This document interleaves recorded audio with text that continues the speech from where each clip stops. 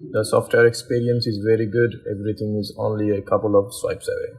I never feel like I'm using the watch too long for accomplish something.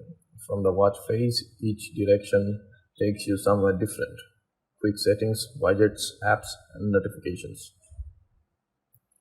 The biggest problem with Samsung watches before the company switched to Wear OS was lock of apps. That's no longer an issue. You can now download apps and watch Face directly from Google Play Store. Bixby and some other Samsung apps are still present, but it's easy to ignore the ones you don't like. Google Assistant can be set as default assistant app and be mapped to long pressing the home button.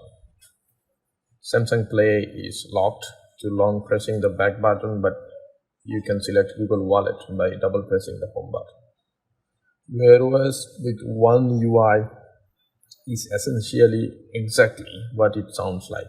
It's Google, it's Samsung, and they mostly work well together.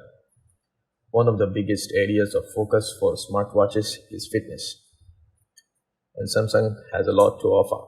The combination of hardware and software makes the Watch 5 a worthy workout companion.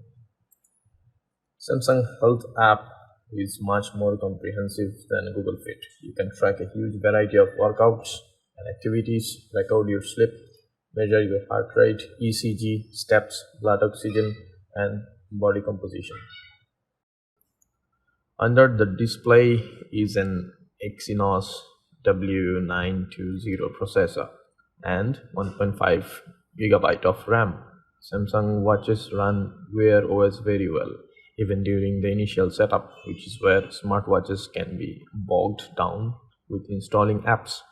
The watch felt snappy. I haven't run into any lag or bugginess.